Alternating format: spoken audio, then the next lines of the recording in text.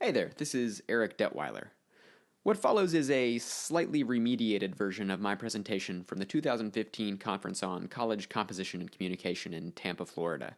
Basically, it's the visual component of that presentation combined with the script of the talk that I gave. More broadly, that presentation was a sort of proto version of the final chapter of my dissertation.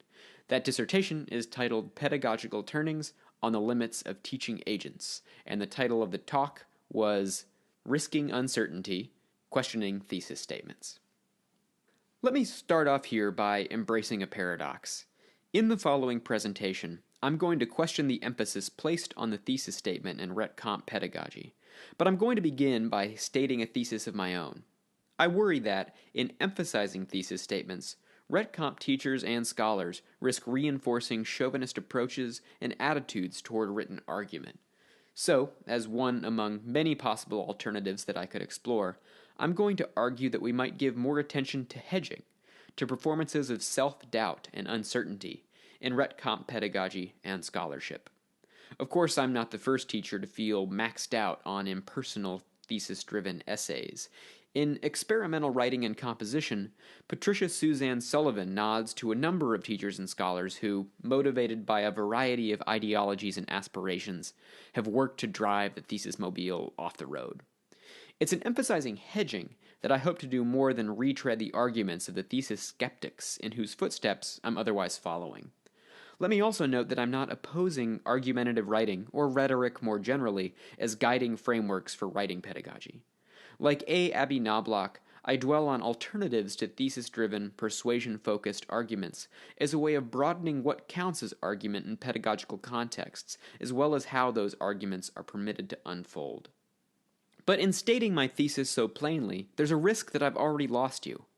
In describing common strategies for structuring written arguments, Trish Roberts-Miller notes, quote, "It is an understatement to say that a thesis-driven list of reasons is unpersuasive to an intelligent and informed opposition audience," unquote. And let me note, by the way, that the line I'm quoting here is different than the one that is actually displayed. I like both of these quite a bit and just ended up putting in both because I couldn't choose which one I wanted. Roberts-Miller defines the thesis statement as the proposition the paper argues, and she counters the advice of many writing teachers by discouraging student writers from opening with it, arguing that doing so is bad practice for most other rhetorical situations, in which starting with a strong claim can establish an ethos of close-mindedness. In an attempt to maintain an ethos of open-mindedness, I want to use the hedge maze as a conceit for structuring this presentation, making the most of the resonances between the hedge as both a rhetorical move and a network of plants that can be used to construct not just barriers, but complex pathways and labyrinths. And so, despite my opening gambit, I'll try to move through the rest of this presentation unequipped with any thesis-powered shears that might allow me to cut to the chase with minimal hesitation. I'll wander as I wonder about this question: what might come of emphasizing hedging in the performance of uncertainty over the thesis statement and the performance of certainty, both in pedagogy and in scholarship? But maybe I should talk a little bit more about thesis statements first. There are a lot of nuanced things I could say about them. I could trace the history of the distinction between thesis and hypothesis and rhetorical theory, or lay out all the various ways theses can be positioned or dispersed in various forms of argument. Unfortunately, a lot of that nuance tends to go right out the window in my conversations with students, when I'm smack in the middle of a jam-packed semester and have hundreds of pages of writing in my inbox. Though I'm not quite so explicit about the fatigue I might be feeling, I often give students the same advice I've been given for writing conference proposals. You're writing for tired people, so keep it straightforward. Stake your claim early and plainly, but not so generically that it'll melt into the massive pile of documents through which your reader is sifting. This advice is actually similar to what's offered by a lot of popular writing handbooks and textbooks. The Knobloch article I referenced earlier offers a detailed rundown of popular textbooks' attitudes toward argument. She claims that, while contemporary textbooks are giving increasing attention to understanding and compromise as rhetorical modes and goals, persuasion still wins out. Ultimately, that is, most textbooks position convincing others of your position as the general goal of written argumentation. A quick survey of best-selling handbooks and textbooks reveals a similar attitude toward thesis statements in particular. As just one example, consider this line from Rules for Writers. Although the thesis frequently appears at the end of the introduction, it can just as easily appear at the beginning. In other words, the choice is between using your thesis to introduce your paper and using it to introduce your introduction. Rules for Writers assures its readers that, in either case, foregrounding your thesis won't offend your audience. Don't worry that stating it as directly as possible will make you come across as unrefined or even rude, the authors write, at least as long as your audience is based in the US, where readers appreciate a direct approach. When you state your point as directly as possible, you show that you understand your topic and value your reader's time. Let me step back for just a moment and note how quickly Rules for Writers moves from thesis to topic here. I won't unpack this at length, but Roberts-Miller notes that the thesis statement and the topic sentence are frequently conflated in writing pedagogy, and positions this conflation as a key problem with the way that what we call thesis statements are often taught. That's all I want to say about handbooks and textbooks, especially since going after them could be a dead end. To mix metaphors for a moment, the claims of handbooks might seem like low-hanging fruit in the hedge maze we're currently navigating, an easily accessible diversion from the more complex puzzle facing us. But, as we start to move in other directions, I want to restate how easy it is for even a well-intentioned, well-informed teacher to indulge a certain taste for this fruit. Let me nest a mini-maze within the broader trajectory of this presentation to illustrate what I'm talking about. Textbook advice about thesis statements positions them as the exit to a rhetorical maze that students are charged with solving, with students only certain of their thesis at the end of the writing process. And yet this exit then becomes the entrance point to a maze of the student's own devising.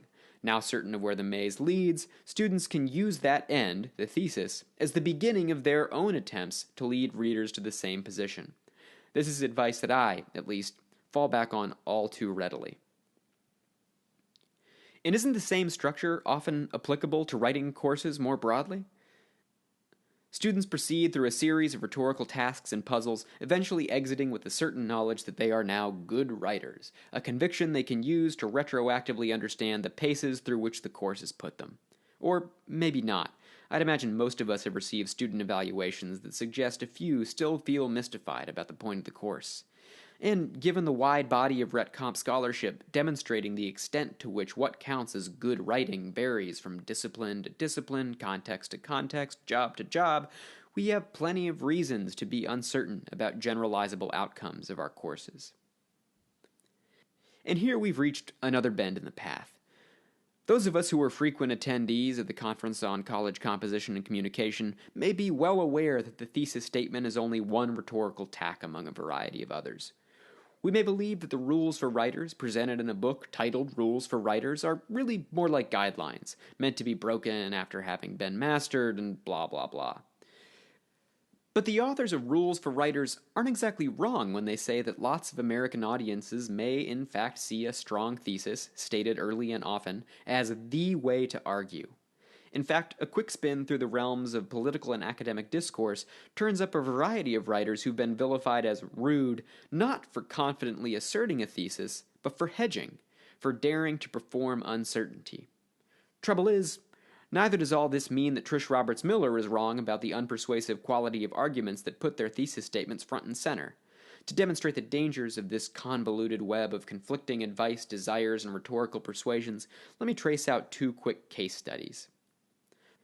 First, the case of statistician Nate Silver. In the months leading up to the 2012 election, Silver was blogging for the New York Times and predicting up a storm, aggregating polls in order to determine the probable outcomes of that election. By the end of October, he had President Obama's re-election chances at over 70%. Political reporter Dylan Byers was unimpressed. Quote, "For all the confidence Silver puts in his predictions, he often gives the impression of hedging, which, given all the variables involved in a presidential election, isn't surprising. For this reason and others, and this may shock the coffee-drinking NPR types of Seattle, San Francisco, and Madison, Wisconsin, more than a few political pundits and reporters believe Silver is highly overrated." Unquote. Byers was not alone in claiming that Silver gave the impression, but only the impression, of hedging, which his critics glossed as a way for him to sneak overly confident claims by his readers. Silver was too self-assured, but also duplicitous, Too macho, but also sneaky in a way that critics used to dismiss him as an effeminate interloper in the manly realm of political punditry. Before moving on, I'll just note that Silver's hedges led him to predict the outcome of the presidential election correctly in every one of the 50 states. Now, perhaps someone with Silver's penchant for hedging would find more sympathy in the esoteric world of academia. After all, diatribes about the state of academic writing often turn on its supposedly windy and long-winded tendencies. Then again, perhaps not. Enter case study number 2. In a 2001 interview published in the journal JAC, Slavoj Žižek describes a certain ruthlessness characteristic of his writing process, a pure, cruel self-instrumentalization that he contrasts with the writing of Jacques Derrida. Žižek writes, "I sometimes have this problem. Even though I admire a lot of Derrida's essays, I nevertheless tend to skip the first third of them," which, as you know, is usually the part before he passes on to his argument. Before finally getting to the point, you have to go through certain ballet pirouettes, like, am I writing this article, or is this article writing me? Though that Žižek interview is nearly 15 years old, I'd suggest his dismissal of Derridian flourishes is still in style. In certain rhetorical work influenced by Bruno Latour, in Steven Pinker's 2014 Chronicle of Higher Education op-ed entitled Why Academics Stink at Writing, and, though skeptics of psychoanalytic criticism might laugh this one off, perhaps even in scholarship influenced by Žižek himself. For my purposes, let me just emphasize that Žižek characterizes the first third of Derrida's essays not as a peculiar indirect mode of argument, but as not argument, as prelude to argument. To my mind, Derrida's most direct response to this sort of characterization happens in his introductory remarks to Who's Afraid of Philosophy? Writes Derrida, "Certain people are always impatient to access the things in themselves directly and reach right away without waiting the true content of the urgent and serious problems that face us all, etc.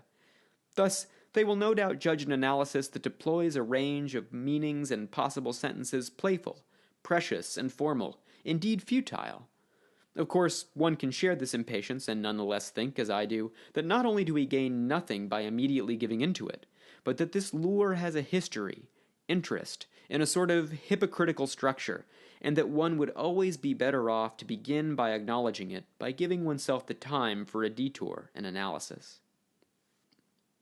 But perhaps I've already spent too much of this presentation detouring, not leaving myself enough time to ruminate on that lengthy quote or to offer directions for teaching hedging. I promise I'll open up some pathways toward the latter, but first let me retrace my steps. I hope to have pointed to a thesis Jones that prevails in advice given to students, in political discourse, and perhaps most controversially, in academic writing. Moreover, I've tried to suggest the rhetorical machismo that can attend the demand for a thesis, a desire on the part of readers to be told up front whether they're going to agree or disagree with a writer's argument, rather than having to sit through any pirouettes, latte foam, or other un-American rhetoric. In case I haven't, let me take one last, I promise brief, detour through scientific discourse. A lot of critics have blamed quote-unquote postmodern styles of writing for being complicit in movements like climate change denial. In making truth relative and questioning the objectivity of facts, so the story goes, such styles have reopened what should be closed controversies and served as primers for slimy political operatives who want to invent realities and narratives to fit their own ends. But I'd forward an alternate possibility, that the emphasis on clear, straightforward arguments and the widespread dismissal of hedging as duplicitous and ornamental is also implicated in these urgent and serious problems. In Fox's recent reiteration of the TV show Cosmos, host Neil deGrasse Tyson spent time unpacking the significance of the term theory in scientific discourse. What I'm trying to suggest is that Tyson didn't just have to shore up the relative merits of scientific theory because conniving, verbose post-structuralists undermined the status of scientific knowledge, but perhaps because the emphasis placed on clear, straightforward thesis statements makes it harder for readers to appreciate hedging, be it in climate science, statistics, rhetoric, or philosophy, is anything other than willful obfuscation or veiled uncertainty. You know, evolution's just a theory and all that. An attempt to get people to follow you because they can't follow your argument. And so I'm left wanting to teach students to read and write hedges not as defensive barriers against aggressive readers, but as significant twists and turns that hold open the possibility of rhetorical uncertainty, as pathways through what Avital Ronell calls the crucible of undecidability.